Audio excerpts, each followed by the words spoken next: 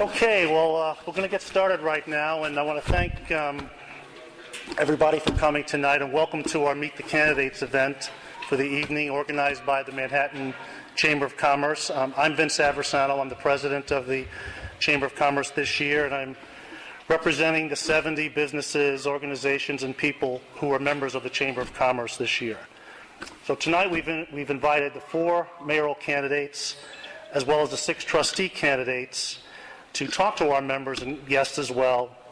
And hopefully we have some potential members of the Chamber of Commerce here as well. We hope that this is just one of several events that the Chamber will be organizing, bringing local business leaders together to discuss important issues surrounding the business community. So our format tonight is as follows. Each of the mayoral candidates will come up on stage and talk about themselves for about 3 to 5 minutes. They then will be asked some randomly selected questions, mostly pertaining to the business community. And once all 4 mayoral candidates have finished, the trustee candidates will then come up on stage one by one and talk to you again for about 3 to 5 minutes. There'll be no questions for the trustees. After everybody's finished talking, there'll be soft drinks and water served over there, and you're all welcome to mingle with the candidates and talk to them individually.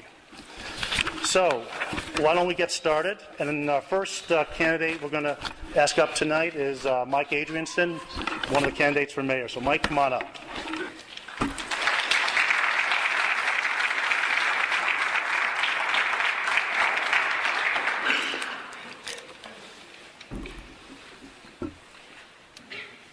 Hello, everyone. Can you hear me okay?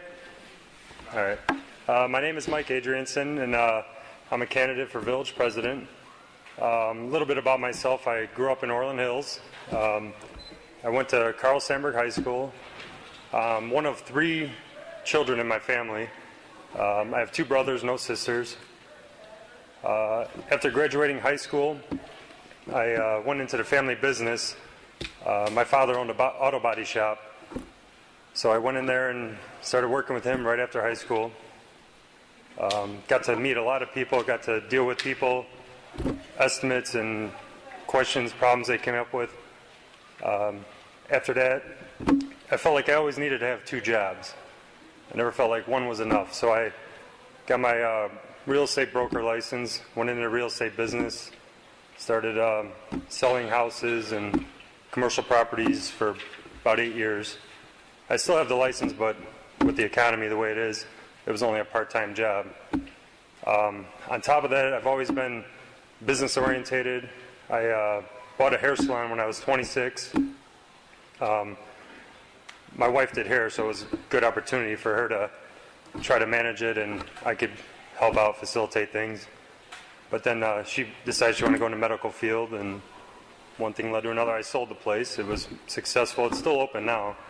But after that, I moved to Manhattan. Me and my wife bought our first place here. We love Manhattan. It's great. I quickly got involved with the condo association. Decided that I want to get involved. So I approached them. They let me get involved.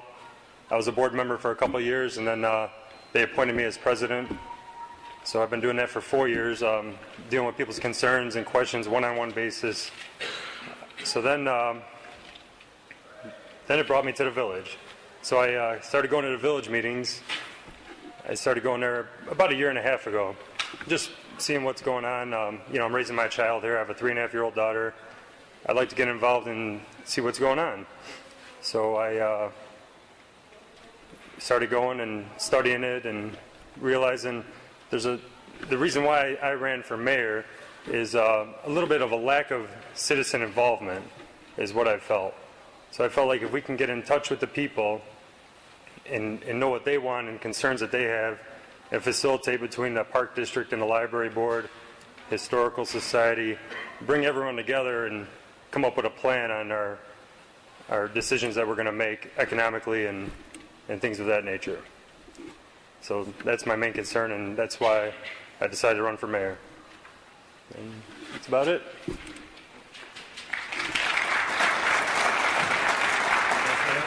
Stay right there, Mike. Well, Mike, the first question we have for you is I want to ask you, how would you describe what the role of a Chamber of Commerce should be in a town like Manhattan and the type of relationship it should have with the village and the village organization. Okay, I think the village and the chamber should work hand in hand. I think that the village should be almost like the father of all the groups and facilitate and help reach the goals of other organizations that they want to reach. I think it's very, very, very important that we support local business and come up with an idea. Hey, we have lack of business in Manhattan. Maybe we can come up with the idea of what do the citizens want? What type of businesses would be good here? What would survive? Come up with a list, and maybe we can solicit them and bring them in. So I think it's very critical that the chamber works directly with the village. I think we had already kind of talked about stuff like this. Maybe having a chamber representative be at all the village meetings and understand what the village is doing, as well as the village knowing what the chamber is doing. I think that it's critical that they work together and focus on supporting local businesses. And just as a follow-up, how do you feel the relationship is going currently between the two groups, the Chamber of Commerce and the village? I feel that there's a lack of communication in a way, and I'm not saying it's the village's fault or the chamber's fault. I just think that's a direction that I think we should take now. I think that we should focus on making sure that someone from the chamber is either at every meeting, and if they can't be at the meeting, we should email a paragraph of what our intentions are and where we've been to the village in order to them. They can bring this up at every meeting and say, here's a little paragraph. The chamber is working on this. They're moving forward on certain events and situations.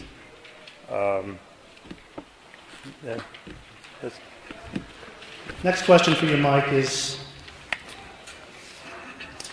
why do you feel that the restaurant has not been able to succeed in the Matina Cafe, Chameleons, Nikki's Clubhouse building? Okay. Why do you feel that the restaurant has not been able to succeed there? I feel that just from what I've heard when I talked to separate owners on that building, or not owners, owners of the business that were renting that building, I feel like the rent was a little bit high, just too much overhead. I mean, to survive in a small community and to get things going, maybe there's a possibility we could work with the owner and try to see if there's a way he could reduce some of the monthly rents in order to get a business in there. That'd be great. I do believe that that's the biggest concern is I think the rent was $6,000 a month, if I'm not mistaken. I mean, that's a lot of money. You have to sell a lot of eggs to pay that rent, and then on top of that, the overhead and the taxes, everything else that goes into having a small business. So I think it's that's part of the problem. So what do you think you could do as mayor to change that? I mean, what would you do in terms of trying to adjust rents? Okay, the first thing I would do is I would meet with the owner of the property and see where they stand, and if there's anything we could work out. Is there any kind of incentive the village can do to try to help them reduce that rent and maybe increase it slowly over the next few years in order to get a business in there so that they can get sustained and be leveled off, and then they can maybe increase the rent. That sounds like kids out there. Increase the rent slowly and get back to where we are, just to focus on keeping businesses in town. We don't want to see businesses come here and keep leaving. We really need to figure out a way that we can support them, and if there's any way we can talk to the owner and see where his financial standpoint is on how much rent he gets, maybe we can figure out a way to get a business in there and make them last. Okay, the next question is that two of the men who are running for mayor right now have experience as being the mayor of Manhattan.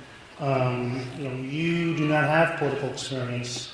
How do you feel, how much of a detriment do you feel that is to your candidacy, not having any significant political experience?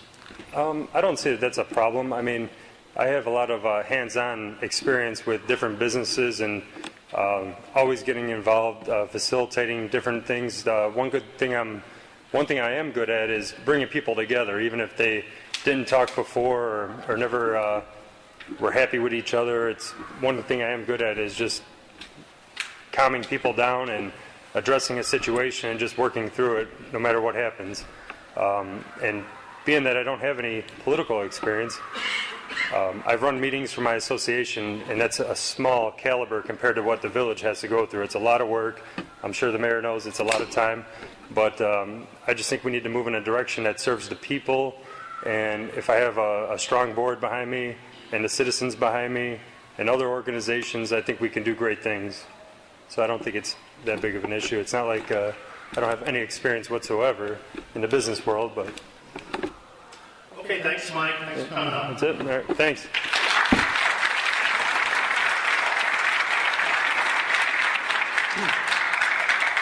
Just want to briefly talk about a couple of the ground rules for tonight. Is that I'm not asked. I do not want any of the succeeding candidates to comment specifically on what the preceding candidates have said, because that puts an advantage to the people who are going last. So Mike is the first one up. He had no chance to respond to anybody else who came up here. So I'm asking that each of the candidates, if they want to come back to a topic that maybe was brought up earlier, that's fine, but hold off on any specific comments that any of the previous candidates have made.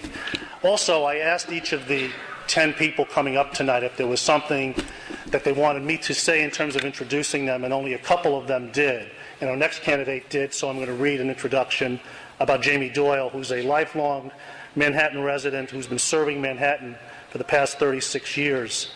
He was a fireman from 1977 to 97, with the Park Board from 87 to 93, Planning Commission from 87 to 93, Chamber of Commerce Director from 1999 to 2005, and from 2007 to 2012.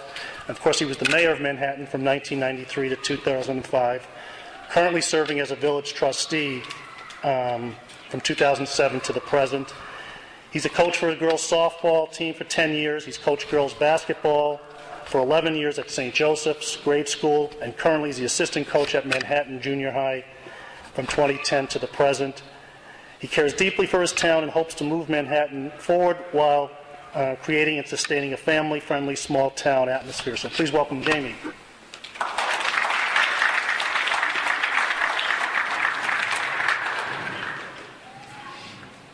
Thank you.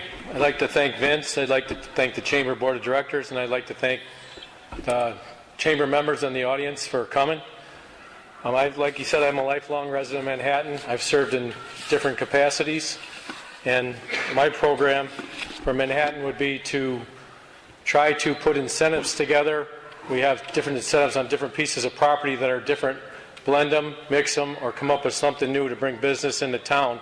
At the same time, if a business is competing with a new business or an older business in town, we level the playing field for them also, so that we don't drive them out of business with a new business. We want the business to be sustainable. We want it to work. So we have put in some incentives in place when I was there. We brought in Times Square as I was mayor. We also brought in Foxford Plaza that came in. So we have brought business in at different times. I also was hit on the commercial ordinances. They say they weren't up to snuff back then. Well, the Citizens Advisory Committee came up with the conclusion, and it's in the paper. I have the article right here that says the existing commercial ordinances are and always have been comparable to that of New Lenox, Frankfurt, and Mokina. One of the problems we have right now is our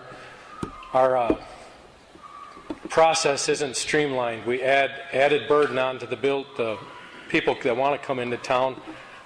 We want buildings that have fantastic-looking facades, when all we need is a good-looking building like Times Square or the one like Foxford Plaza that would sustain the businesses and keep the rents down so people can come into the town and do business. We've got to streamline it. The process takes too long sometimes, and we add burdens onto it. We had a business that was grandfathered that they caused $8,000 worth of sprinklers to be put into it, and that raised the rent for the person, the Jackson State, for coming in. We had a process that took a long time for another business trying to expand their business, and it was because the building commissioner was on vacation. Well, we got to have backups for that. We got to have something in place where we are always ready for business and we're always ready for them to come. The other thing that hurt the businesses recently were the utility taxes that we placed on everybody. They were a huge burden on our businesses, and we need to look at what we do and how we tax people so we don't tax our current ones out of town and so that the new ones will come into town. because if we don't sustain our base and support it, we're not going to get new business into town. A moratorium 2 years ago on housing stopped, or 2 years before the economy stopped business from looking at Manhattan, because they said if rooftops aren't going to come, why will we come? You've got to get rooftops in to get business because they want to know that they can survive. And as a chamber member, I have always supported the chamber. Matter of fact, when I was in office before, it was dormant. We brought it back to life. It started Irish Fest. We started a lot of stuff to get it active in the community. I think the chamber and the village need to work closely together. I think you do need to get people involved. The trustees have to be involved, citizens involved, to find out what we need. Our downtown's not going to be big box stores. We need to put in like sustainable mom and pop stores downtown, and we need to go out and promote it. The village has to be active in promoting the business. We were working on a hotel convention center deal 7 years ago, and they left the village totally humiliated. They're not coming back, they said. Well, recently we've been working, Trustee Beamsterboy and I, we didn't let that issue die. We're still working on trying to sell assets that we can market for this town, and they're looking for land. They're in the process of seeking land for a possible hotel convention center and an Illinois Racing Hall of Fame, which would coincide with the racetrack. So we're going to market things that are close to us, like Joliet, to draw business in, because Manhattan is closer to the racetrack and easier to get to than the things in Joliet. So we need to market ourselves elsewhere also to bring things into town. And that, I think, would be a huge benefit and a huge plus for Manhattan. Thank you.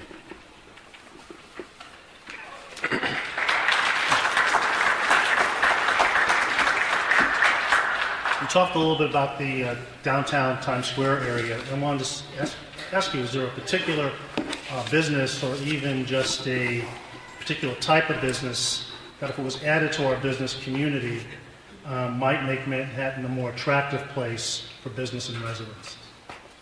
Well, your business like craft shops or stuff, if you talk about Times Square, Skip Krause owns Times Square. He is very particular about what businesses he puts into Times Square. He actually has to approve them. He'll turn businesses down if he doesn't like them. He's been offered another pizza place, actually, to go in there, and he said, no, we have enough. But we need, like, craft shops, antique shops, like little trendy stuff. You go to other downtowns up north, they have like nice little shops where you can buy stuff in there. It's stuff that'll sustain itself. You know, like maybe a clothing store, a small clothing store, stuff like that. The Chamber of Commerce has been pushing a shop local theme to its members to encourage our members to shop within our community. And can you please comment on that initiative and whether you think that concept is really possible in our community, and also how much shopping do you do in Manhattan? I believe it's very important to shop local in Manhattan. I think as a village, we need to help promote that more. When I was mayor before, I did my Christmas shopping one year all in town, and everybody liked all the presents that I got. So was able to go to get something for everybody I had to. We go to Ace, we go to Burkott's, we shop very local in Manhattan. You know, I believe that we got to get out to the people, because if you get north of Nicky's, they don't even know Jackson State exists. Now, some of that's our fault, because we have to promote the businesses in town. We have to let them know everything that's in town that's there for them. And we need to work closely with the chamber to come up with some program to promote business and to get people to shop local, because if they don't, the businesses will go away. And when they do, your property taxes will go up. So we need to stabilize the businesses we have in town, and then work on bringing other ones in. Because if you don't stabilize what you have, nobody's going to want to come in. So that's why it's so important to shop local. Well, how would you describe the current state of the business community in Manhattan right now, and what would you specifically do to improve it? You've talked a little bit about it, maybe talk a little bit more. The business community in Manhattan right now, some of them are struggling, and they're barely making it. We need to get out there with the program so people will come and shop local. Even the village needs to shop local with what we buy. We might have to pay sales tax, but the stuff we would buy in town would help them stay in business. because there's a lot of stuff in town we can buy. So like I said, we need to promote it. We need to get out there. We need to be out in front. It's our town, and the village needs to take the lead, and they need to be present with the merchants to decide what they need and what they want. We don't come with a 20-page thing saying what is good for your business and then there's nothing we can do to help you. No, we sit down and figure out ways to promote you and innovative ways to get people to come in and use you and let the people in town know that they're there. Would that, another follow-up, would that promotion go beyond just our own village borders? Because there's only so many households within Manhattan, there's only so many dollars that can be spent by the residents. How would you, what type of plan would you have to maybe promote businesses to some of our neighboring towns? Well, if we don't have the business in town that we can buy the stuff from, then of course we would go to our neighbors who would be chamber members. I mean, you would promote the chamber members first. Always promote the chamber, because that's what makes your town strong. You need a strong chamber, you need a strong board to work with the business. You work together with the community. When you have a strong business community, then you will, maybe those businesses would want to expand into Manhattan if they see that they have a big enough base here. We find a way to bring them in, and they come into town and they stay here with us. You know, we always want to look to expand our business, but if we work with other chamber members that don't have a business in town, they could see an opportunity to expand into Manhattan, which would make it better for both of us. And one last question, Jamie. I mean, you served as mayor before. What do you feel was your biggest accomplishment as mayor, and what do you feel was the biggest regret that you had when you were mayor? My biggest accomplishment as mayor, I actually was going door to door and got asked that question one time, and the lady says, "What's your biggest accomplishment?" I said, "I don't know. I don't do anything by myself. I work with people, I work with the board, I get consensus, I get things done." And she said, "That's your biggest accomplishment." I never thought of it that way. I work well with whoever they give me for a board, and I inform every board member of what's going on. I worked well with the other taxing bodies. We let them negotiate every deal that they were going to get with a developer.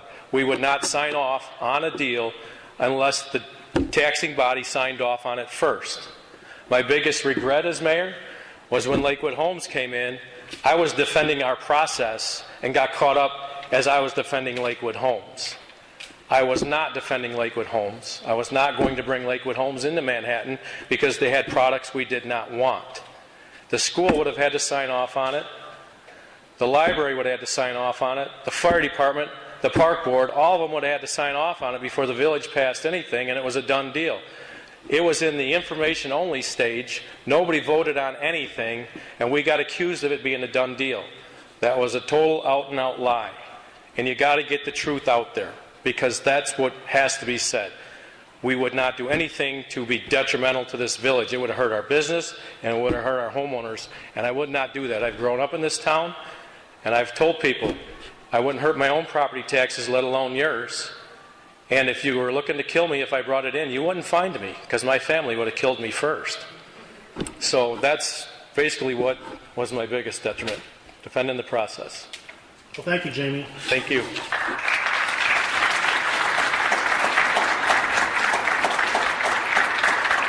We call our next candidate, Don Hunter. Don, come on up.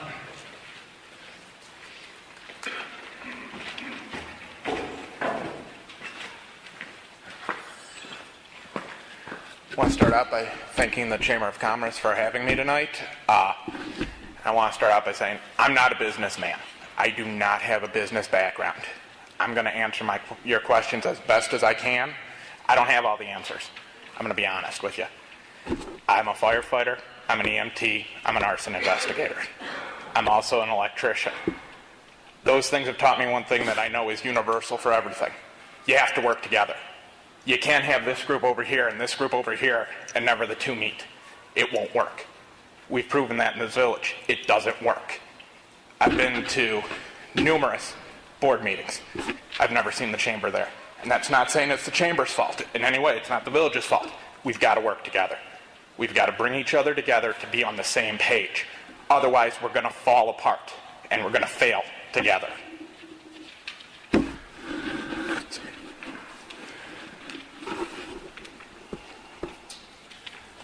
Well, I do have some business questions, so we're going to put you on the spot here. So if someone was thinking about opening up a business in Manhattan, why would you convince them to come to Manhattan as opposed to Mokina or Frankfurt or New Lenox? What is it about Manhattan that you would say would be appealing to a potential business owner here?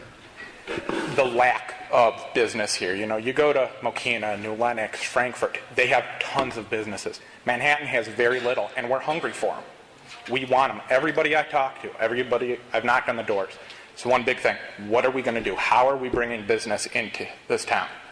You know, I've heard everybody from auto parts store to a general store. They're hungry for something. They don't want another pizza place. They don't want another bakery. We've got a bakery. We love the bakery. We don't want to chase that out. We've got a pharmacy. We don't want to chase them out. We don't want to chase out what we have. We need to bring more in, though. You know, I know there's business conventions and expos where you can go and market the town. I believe we need to start hitting those heavy. I know the last business board meeting was the mayor and some others got together and went to one of these expos. I don't know if that's the first expo they've gone to. We need to do it to more. Going to one isn't going to do it. Let me ask you a non-business question then. What national political figure do you admire greatly, and why do you admire them? Abraham Lincoln. I mean, I know it's trite and everybody's, oh, Abraham Lincoln. I admire him for other reasons than most people do. My sister was born with a disease called Marfan syndrome. Abraham Lincoln also had that disease. When my sister was told she wouldn't live past the age of 13, Lincoln was our guidepost because he was told the same odds and he made it. That's doesn't really answer any business question or anything, but as a personal hero, he's my hero because he gave my sister hope to go on. How about a current political figure? Current political figure? There's not a whole lot of political figures that should be worshipped as heroes, in my opinion.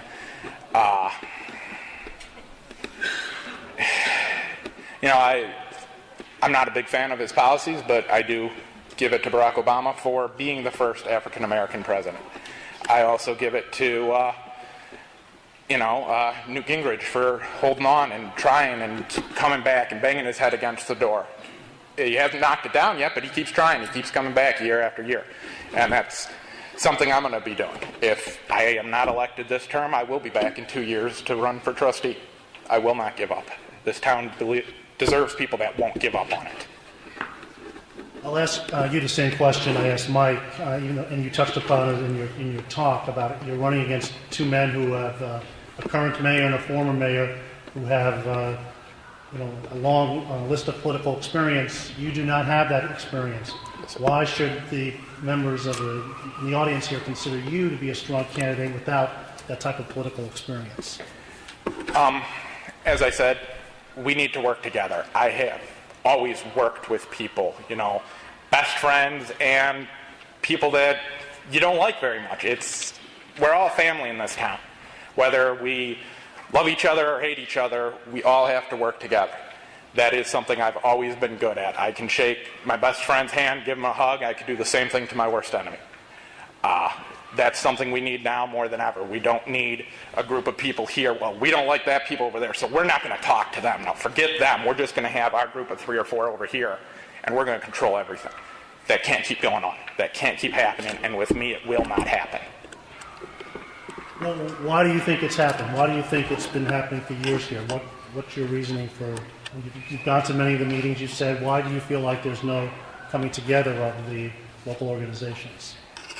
It seems, and I'll be honest, it seems like the mayor and the current administration, they have their clique, they have their group, and that's their group and their clique, and nobody else is invited in, and they don't care who's not invited in. They want to have their group, their people, their power, and if you don't agree with them, well, deal with it. And that can't go on anymore. One last question for you. Some people have commented just about a kind of a negative or almost nasty tone to the political, to this election cycle right here. Why do you think that's true, and why do you think that's happened? I believe in this current cycle here, there's been a lot of half-truths, complete out lies, and rumors spread that don't need to be there. We need to work together. We need to come together. And yes, all four of us are opponents. That doesn't mean we have to tear each other down or spread vicious rumors about one another. That doesn't need to happen, and it's disheartening to me as somebody getting into politics to know that my name is getting dragged through the mud, and I didn't do anything to deserve it, other than to sit there and say, you know what, I'm going to stand up and make myself heard. If I'm voted in, I'm voted in. If not, I'm not. But take me for who I am, not what you heard somebody else say I am. Thank you, John. Thank you.